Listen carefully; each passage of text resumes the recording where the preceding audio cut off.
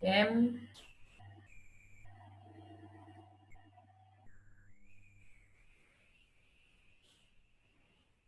Ah, compartir.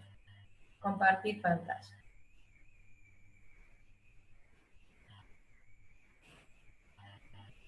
Bien. Estábamos hablando de las clases de impuestos y hablamos de los impuestos progresivos o regresivos. Un impuesto progresivo es aquel que a mayor renta tenemos más porcentaje a aportar en relación a la base imponible.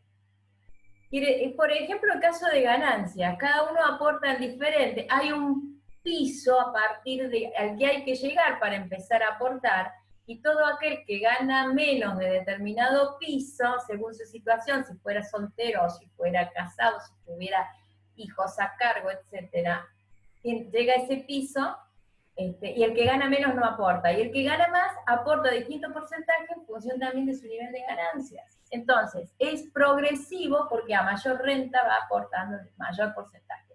Pero se supone que la carga de ese aporte es equivalente para todos. ¿Bien? Mientras que es regresivo cuando a mayor renta aporta menos. Es decir, no vamos a buscar impuestos regresivos. Un impuesto regresivo sería inconstitucional, porque dice la Constitución que se tienen que basar en la equidad y en la igualdad. Sería contrario a la igualdad y a la equidad.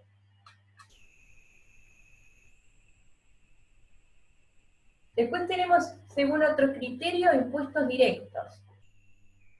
Los impuestos directos gravan, por ejemplo, la renta, las fuentes de riqueza, gravan la propiedad. Por ejemplo, se establecen sobre sucesiones, los impuestos sobre los inmuebles, ganancias, automotores, son impuestos directos. ¿Bien? Y acá tenemos ejemplos de impuestos directos, pueden buscarlos y entender cada uno de qué se trata. El impuesto a la renta, ganancia, bienes personales, ganancia mínima presunta, derechos de exportación, transferencias de bienes a título gratuito, que son donaciones. Cuando nosotros hacemos una donación también pagamos un impuesto, ¿no es cierto? Estamos recibiendo un bien y está creciendo nuestro capital. Entonces pagamos un impuesto. Mientras que en lo contrario serían los impuestos indirectos. ¿Por qué son indirectos? Porque yo no sé si usted efectivamente tiene esa renta, pero presumo, voy a presumir que si usted realiza determinado gasto es porque tiene esa renta. Si usted pidió prestado al banco, el problema es suyo. Usted lleva a cabo una actividad que a mí me hace presumir que usted ese dinero lo tiene. Entonces, ¿qué es lo que graba? Graban el consumo. Recaen sobre el costo de un producto o mercadería. El caso típico que tienen que dar como ejemplo es el IVA. Que recién le decía Juan Manuel, pago el luz y estoy pagando el IVA. Sí, sí, sí. De cada consumo que realizo, pago el IVA. Y el IVA es un impuesto indirecto, porque no es por esa actividad en particular. No sé si usted tiene para pagar la luz o no tiene para pagar la luz, pero la gastó y la tiene que pagar, entonces paga el IVA. Impuestos internos a consumos específicos, va al almacén, compra el pan y también paga el IVA. Y también están aquí los derechos de importación. Compro en el exterior una mercadería, estoy importando, pago el IVA. Así cuando exportaba, el impuesto era directo, en este caso es indirecto. A ver, dice César, ¿por qué el impuesto al automotor es mayor al inmobiliario si generalmente el bien inmobiliario tiene mayor valor? Profe, los anteriores impuestos no serían contraproducentes al incentivo de querer progresar. ¡Ay, qué preguntas! ¿Por qué el impuesto al automotor es mayor al inmobiliario si generalmente el bien inmobiliario? Y porque usted no se tiene que confundir dos cosas. En los bienes inmobiliarios, una cosa es el valor de mercado de su bien y otra cosa es el valor fiscal del bien. Siempre los valores fiscales son inferiores al valor de mercado. Entonces, si usted fuera a vender un departamento que tiene en Nueva Córdoba, va a ver que el precio de mercado es 1, y el valor fiscal que aparece en la boleta de rentas es inferior. Sin embargo, fíjese que en los automotores es así como se ha determinado, y las últimas modificaciones que han tenido los impuestos, en los autos nuevos y más los de alta gama son mayores, el valor del impuesto que usted tiene que pagar, sobre todo si lleva una transacción en este momento, y le ocurre esto que usted dice, pero eso tiene que ver básicamente porque ahora se están adecuando las evaluaciones fiscales, pero cuando las van a adecuar siempre la gente se queja, más ahora en medio de toda esta situación económica. Juan, que te veo que tenés ganas de decir algo más. No, no. Agregar, simplemente, quería también charlar un poco la pregunta, sobre todo de Octavio, me interesó mucho. Contraproducente para exportar. Ahí agregué. También entender de que todos estos conceptos y todas estas teorías a veces no se aplican a la realidad también. Sucede mucho de que uno, leyendo ciertos conceptos de impuestos, finalidades, a qué graban, qué no, qué sí, nos encontramos con una realidad que decís, bueno, hay ciertas cuestiones regresivas y demás. Hablar de IVA es, ¿no? Porque si bien es una proporción igual para todos los que consumen, bueno, el pobre va a pagar el mismo impuesto que el rico si compra, no sé, una yerba. Entonces también hay todo un tema encima del IVA en cuanto a regresividad, progresividad y demás. Y bueno, no sé si Jonathan es contraproducente para exportar, aclara acá. Sí. Siempre en torno a lo que es el impuesto, vamos a encontrar cuestiones que van a ser, a lo mejor les acompleja un poco el panorama a ciertos sectores y beneficia a otros sectores, y siempre va a haber esta puja de intereses, ¿no? Con el tema de los impuestos, para exportar, hablar acerca de los derechos de exportación. Mucho hablamos nosotros acá en Argentina sobre la exportación de la soja, cuánto serían las retenciones o el derecho de exportación. Es muchísimo toda la cuestión tributaria para hablar, pero también, así como podemos ver que puede ser contraproducente, puede ser beneficioso. A ver, la Universidad Nacional Tecnológica es pública, el Estado está brindando el servicio de educación y es completamente gratuita, ¿no? Bueno, ahí tenemos un claro ejemplo de el potencial que puede llegar a ser los impuestos para, por ejemplo, todo el plano educativo. Hoy por hoy en Argentina, por ejemplo, el plano educativo está distribuido entre el sector privado, como puede ser una Siglo XXI, que bueno, es una fundación, no sé, o el sector público con la Universidad Nacional de Córdoba o la UTN. Entonces, sí, indudablemente vamos a encontrar pros y contras, cosas que no están bien hechas, cosas que a lo mejor están bien, y bueno, es un tema muy largo y extendido. Sí, y un tema que toca el concepto de federalismo, que lo podemos ir adelantando acá, pero lo vamos a remarcar en sector público. Porque nosotros vamos a escuchar mucho hablar del federalismo y cada vez más, porque vamos a ver el sistema, cuando veamos el sistema tributario en el sector público, y ahí vamos a ver qué complejidad que ofrece nuestro país. Si estudiamos otros países iberoamericanos que son, por ejemplo, bueno, nosotros y México y Estados Unidos somos federales, el resto son unitarios. Uruguay es unitario, Chile es unitario, entonces, Perú es unitario, tiene regiones, sí, pero ¿a dónde van los impuestos? Todos van a uno solo. Nosotros en cambio tenemos uno nacional, uno provincial y uno municipal, que vamos a ver que en algunos casos no es impuesto, sino es tasa. Lo vamos a ver en detalle más adelante. Ahora estamos dando una introducción. Pero eso también nos hace complicado, porque no deben duplicarse, y nosotros corremos el riesgo de pagar lo mismo varias veces porque tenemos distintos estamentos que sostenemos. Y es todo un debate constitucional e internacional en lo que refiere a la carga que resulta para cada uno de nosotros. A ver, dice Jonathan, En realidad lo que decía, porque si el dinero dólar viene de afuera, no tiene sentido desalentar la exportación con impuestos. Y sí, todo depende del momento. Todo depende del momento histórico. Cuando fue lo de las retenciones fue porque el agro de pronto empezó a exportar en cantidades terribles y empezó a enriquecerse. Y no digo que esté mal, yo soy de la que cree que está bien enriquecerse. Y si uno puede llevar una actividad productiva, no la hace porque es Cáritas, es una empresa. Entonces busca tener beneficios. Pero si los beneficios son tan altos y hay tanto que sostener en el Estado, vamos a analizar el sector público, vamos a ver cómo es el presupuesto, y vamos a ver cómo eso se ve tan afectado hoy en día. Porque los derechos que debe atender el Estado cada vez son más, pero los ingresos no siempre son más. A veces son más las responsabilidades que lo que ingresa. Entonces, bueno, fue en ese momento el debate y se aplicaron las retenciones altas, hubo un tema ahí bastante fuerte hasta que se logró un equilibrio. Y ahora de nuevo se discute, porque ¿qué pasó? Ahora bajó el nivel de exportaciones.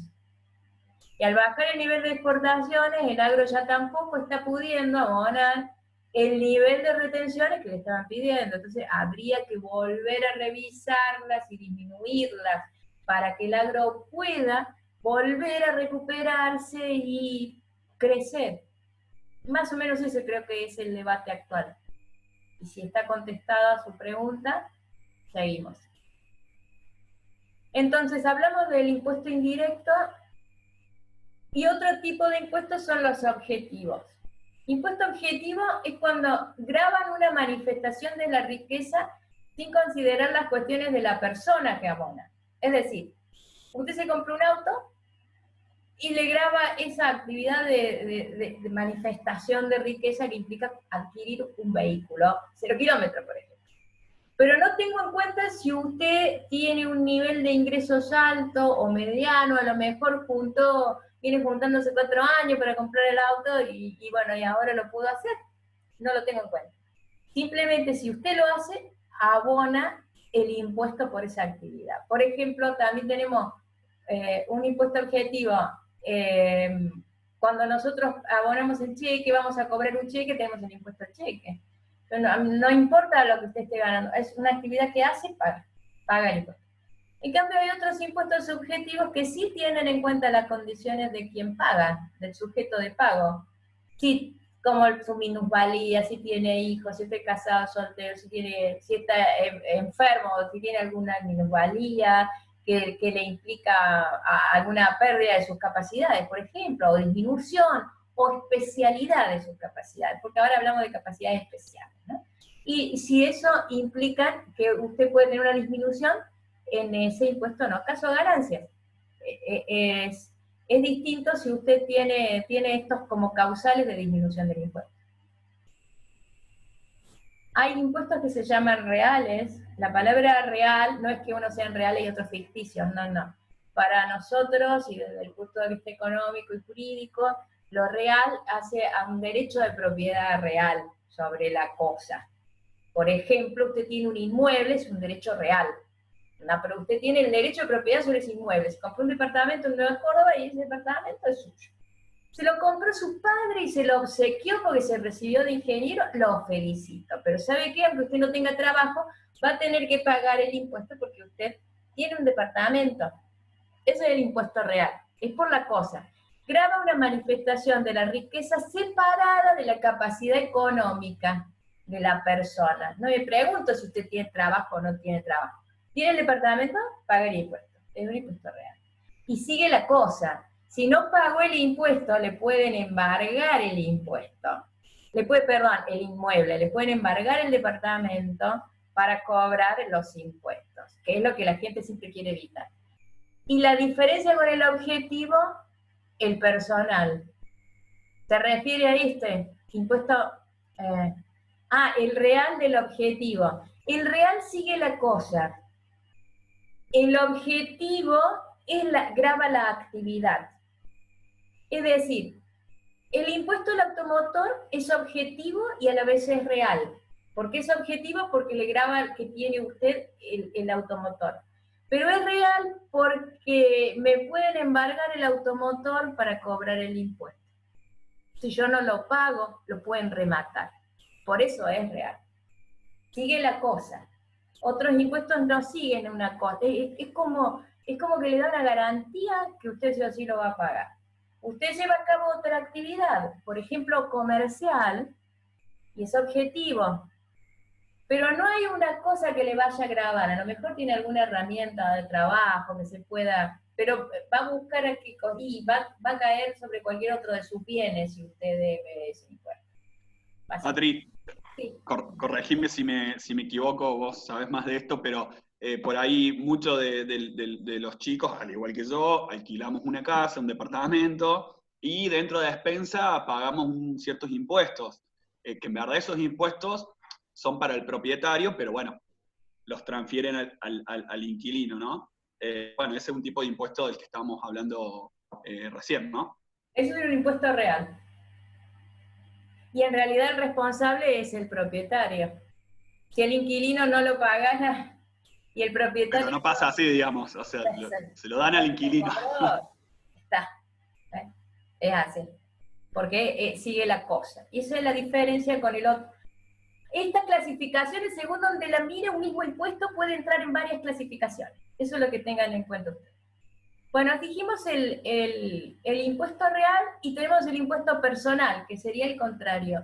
Consideran a una manifestación económica y su relación con una determinada persona, porque ahí no sigue la cosa, sigue la persona. Por ejemplo, el impuesto a la renta de una persona física, una empresa o sociedad, son personales cuando graban en forma completa a una persona. Va a seguir la persona, no la cosa. O sea, usted no pagó y van a buscar qué ingreso tiene para que lo pague de algún lado, ¿bien? Porque no hay una cosa que vayan a rematar. Según cómo sea la modalidad que usted abone el impuesto, tenemos impuestos instantáneos. El hecho imponible se detecta en un momento determinado. Yo voy a comprar el pan, el IVA instantáneo, y ahí se detecta, ¿bien? Voy a comprar, digamos, se detecta el hecho imponible en ese momento y se abona y está. Los impuestos a la compraventa de un inmueble. Yo hago una compraventa de inmueble en el momento que compro el departamento, abono el inmueble, el impuesto por esa actividad de compraventa y se terminó. No vuelvo a abonar nunca más por eso. Es ese momento y se termina ahí. Pero también puede ser periódico. O sea, tras un periodo de tiempo sigo abonando. El hecho imponible se prolonga en forma indefinida. El impuesto inmobiliario o el impuesto al automotor. Yo voy pagando todos los meses, tengo tantas cuotas, o todo el año, y el año que viene otro. Porque se prolonga en periodos. Impuesto a la renta, se graba anualmente. Es anual, lo divido en cuotas para que no me resulte tan pesado. Lo puedo pagar una vez o cada mes. Entonces, tenemos tipos de impuestos. Impuestos sobre la renta, los beneficios y las ganancias del capital. Pueden ser de individuos, o sea, personas físicas o personas jurídicas. Contribuciones a la seguridad social. Estos son contribuciones a la seguridad social. Yo tengo una empresa y tengo empleados y tengo que pagar las contribuciones a la seguridad social de mis empleados. Está penado no hacerlo. Y sale bastante caro no hacerlo, ¿no? Porque si me denuncian al ministerio y se dan cuenta de que estuve evadiendo las contribuciones a la seguridad social, y eso no es en un sentido estricto un impuesto que va a los fines generales del Estado, sino que va a la seguridad social, que sería a la caja de jubilaciones, por ejemplo, para que cuando mis empleados tengan la edad y los años de aportes de ley, puedan percibir su jubilación, o sus viudas o hijos menores que quedaran si fallece, puedan percibir su pensión. ¿Bien? Tenemos de trabajadores, tenemos de empresarios también aportan para tener de sus jubilaciones, y de autónomos, los profesionales aportan a sus cajas profesionales, por ejemplo. ¿Bien?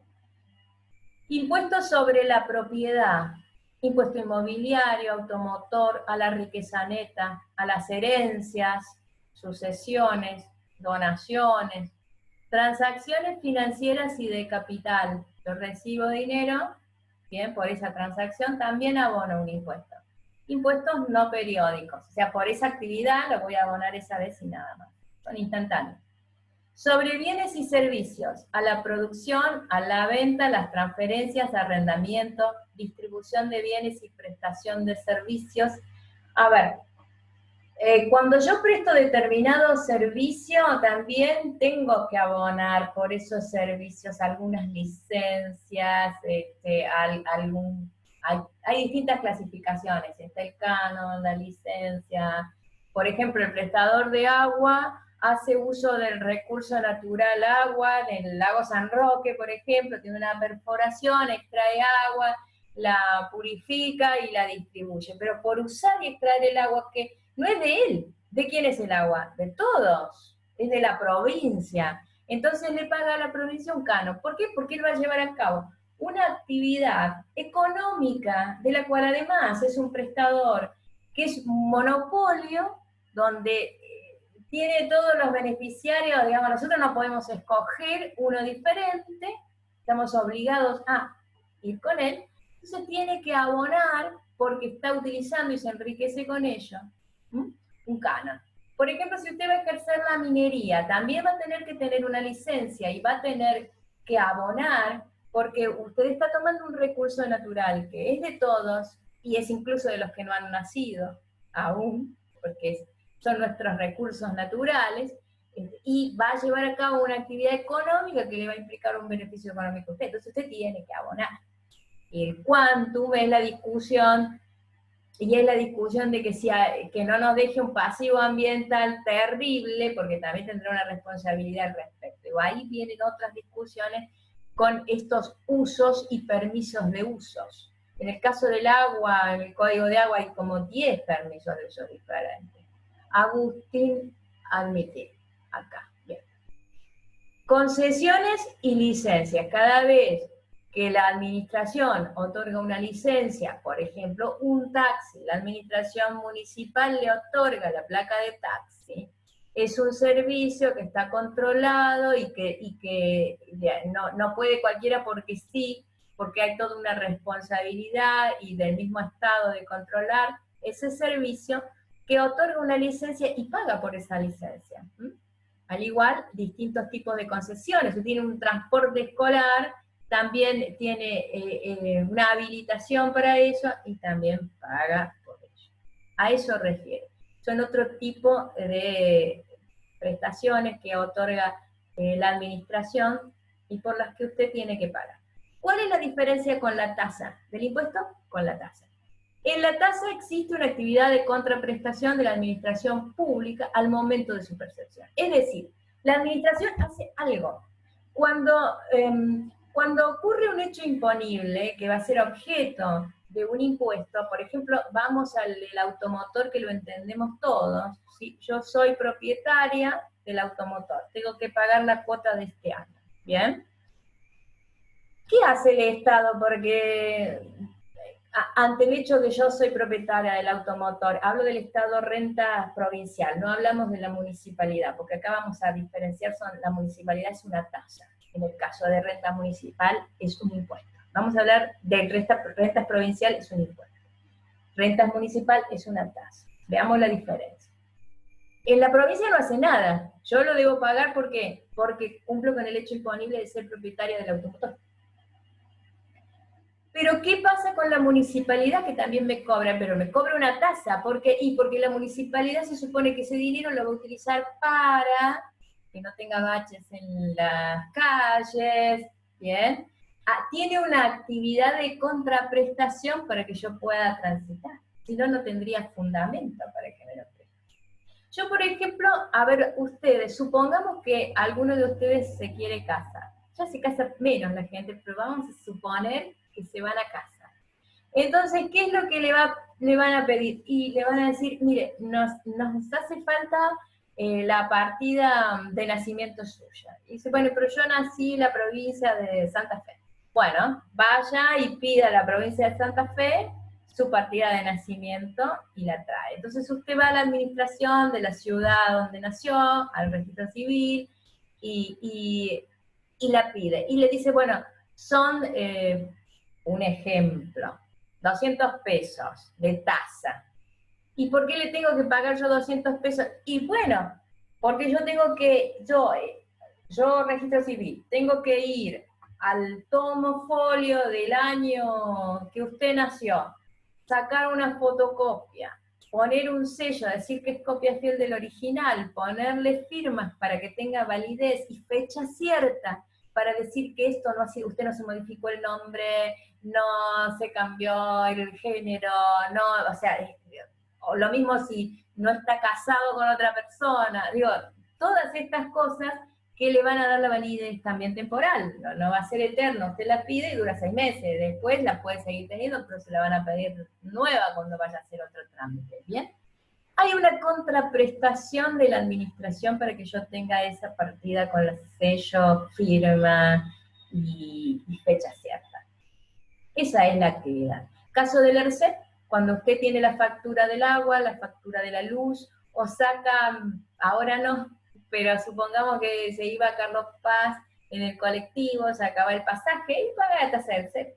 ¿Y por qué paga la tasa del ERCEP? Y bueno, porque el ERCEP es el ente regulador, regula toda la actividad, tiene una red de inspectores que están inspeccionando que se cumpla con la norma y usted puede ir y reclamar y si tiene un problema van a tener que solucionarlo de alguna manera según el marco normativo vigente. Entonces, hay una actividad de ERCEP que hace que usted esté en condiciones, usted transita con su automotor por las rutas, que ahora lo pueden hacer muy pocos, y supongamos que pasa por una estación de peaje, y usted abona el peaje. ¿Y por qué tengo yo que abonar el peaje? Y porque esta concesionaria mediante una licitación le ha sido otorgado y pagará la concesión al Estado que corresponda, bien, mantiene las rutas en estado para que usted transite. De lo contrario, si no estuviera en esa mantención, su auto sufriría daños, probablemente usted podría hasta perder la vida en un accidente. Entonces hay una responsabilidad, no solo mantiene las rutas, mantiene que no haya animales sueltos, no se cruce una vaca por medio de la ruta. Están viendo que tenga la forestación adecuada, proveyendo que usted tenga ambulancia y grúa a disposición, entonces si ocurre algo, en el acto están y le atienden. Entonces, hay una actividad como una contraprestación por la tasa que yo abono. Esa es la diferencia con el impuesto, que se va a rentas generales o al fin específico que tengo. Pero nadie hace nada, no tiene por qué hacer nada el Estado con eso. Cuando es una tasa, el Estado lleva a cabo una actividad. Además, las tasas financian servicios públicos que consideramos divisibles en general. Los ejemplos que dimos son servicios públicos que consideramos divisibles. De alguna manera podemos estudiar como su costo individual, por así decirlo. ¿Bien? Su causa es el uso efectivo o potencial de los distintos servicios públicos. Limpieza y barrido. Cuando usted, el inmobiliario es otro ejemplo, parecido al del automotor, entre provincia y municipalidad. Nosotros a la provincia le pagamos el impuesto inmobiliario. ¿Por qué? Porque somos propietarios de un inmueble. Pero a la municipalidad le pagamos el también denominado impuesto municipal, mal denominado porque es una tasa. Es una tasa de que de barrido, limpieza, etc. ¿Bien? Sigamos. Volvamos a la renta. Esto sería lo que recibe el Estado, su principal ingreso. Vamos a ver en sector público más profundamente, pero es como una visión general de cuáles son los ingresos del Estado. Tenemos el ingreso del Estado, dijimos, y el ingreso de los particulares y las empresas. ¿Y a qué denominamos ingreso bruto interno?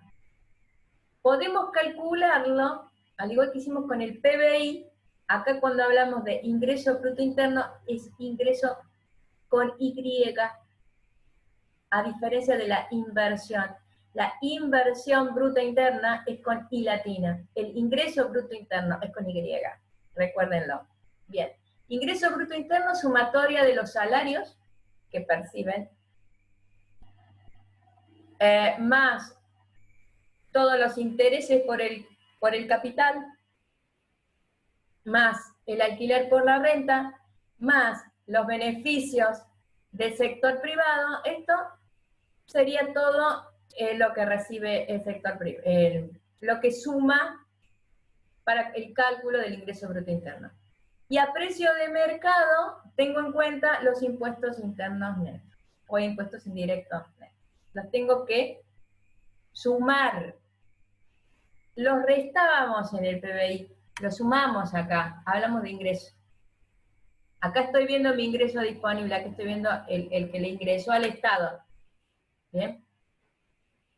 Ingreso neto interno, a precio de factores, ingreso bruto interno menos depreciaciones, a precio de mercado, ingreso bruto interno menos depreciaciones más los impuestos indirectos.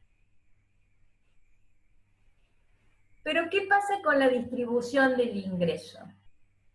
Con la distribución del ingreso, todavía no estoy viendo cómo distribuyo. El Estado interviene en la distribución de la riqueza a través del sistema impositivo. Se supone que el Estado va a crear un sistema impositivo que respete los principios que vimos y que se relacionan con cuáles son los valores que nosotros tenemos, lo que consideramos adecuado para distribuir y asignar la renta.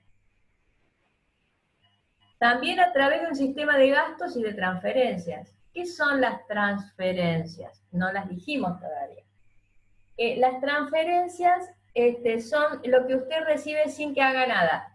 A ver, nosotros estamos dando clases y percibimos nuestro salario por dar clases. Pero podríamos percibir una pensión por alguna cuestión, ya sea por una minusvalía o por una circunstancia particular. Por ejemplo, no sé, los héroes de Malvinas perciben una pensión por haber participado en la guerra de Malvinas, ¿y hacen algo para percibir esa pensión? No, nada. Han participado, hicieron mucho en su momento, y grandioso que la perciban, pero hoy simplemente la reciben. Entonces es una transferencia porque como contraprestación hoy no llevan a cabo una actividad, la reciben. Cuando nosotros nos jubilemos y percibamos la jubilación, la vamos a percibir por los años que estuvimos, pero al momento que la percibamos, porque vamos a tener ya los requisitos de ley, nosotros no vamos a hacer nada, la vamos a recibir. Entonces, ¿qué va a ser? Una transferencia. Los planes, los subsidios, los planes, jefe de hogar, bueno, no sé. Este bono de 10.000 pesos, Patri, a las categorías más bajas. Sí, ese bono de 10.000 pesos para las categorías... Acá un alumno pregunta, Patri, ¿cuál es la diferencia entre precio de factura y precio de mercado? Que el precio de factores o costo de factores, como lo encuentran en la bibliografía, no tiene en cuenta el sector de gobierno. Es decir, es simplemente sin considerar el gobierno. En cambio, en el precio de mercado, usted tiene que considerar los impuestos. Esa es la única diferencia. Vean que está el salario, el interés, beneficios, impuestos. Como cada uno de esos son ingresos de cada agente de la economía. ¿Se están dando cuenta? El salario es el asalariado, los beneficios son las empresas, impuestos del gobierno y así. Listo. Muy bien, seguimos. ¿Qué tenemos en cuenta al distribuir el ingreso? En el control de precios, estableciendo precios máximos y precios mínimos. Ya vimos precios máximos y precios mínimos como forma de control.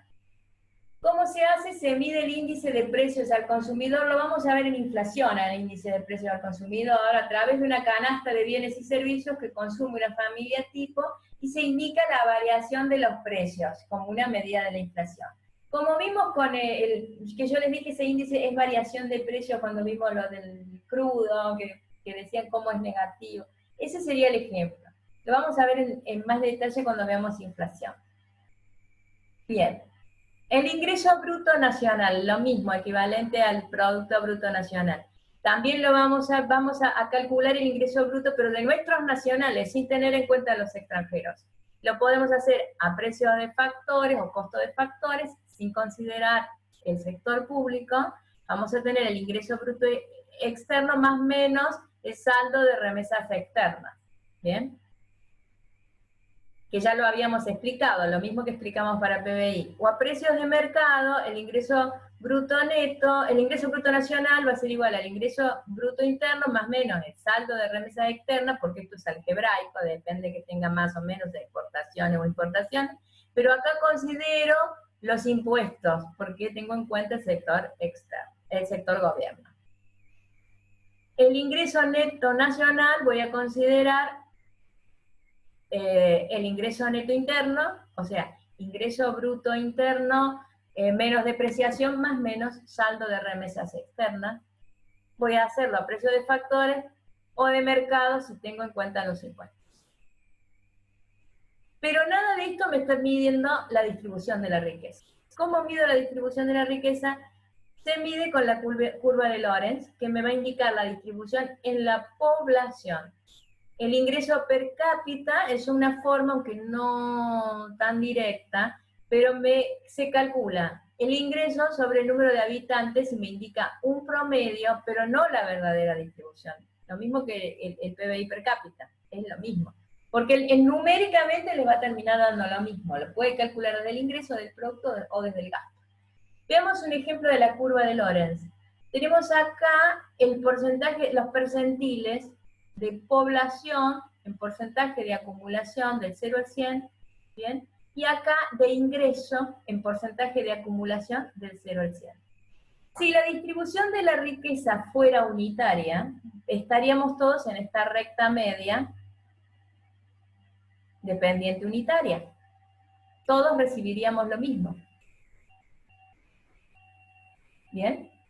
Pero lo que ocurre es que eso no se da. Generalmente tenemos curvas como la de este tipo, que está dibujada acá, donde esta área que está marcada es la diferencia entre la curva ideal unitaria de distribución y la realidad, donde vemos que hay pocos que tienen mucho y pocos que tienen casi nada. Y acá vemos la distribución media de la mayoría de los ciudadanos, digamos. A medida que esta diferencia se hace más grande, ¿bien? Se aleja más de esta recta, es más mala la distribución de la riqueza, digamos, ¿no?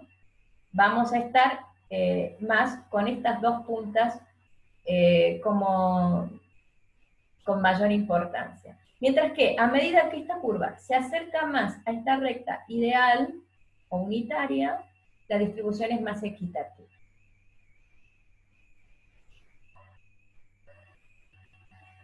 Pueden investigar el índice de Gini también, que creo que en algún lado más adelante lo doy, pero es otra forma de analizar la distribución de la riqueza.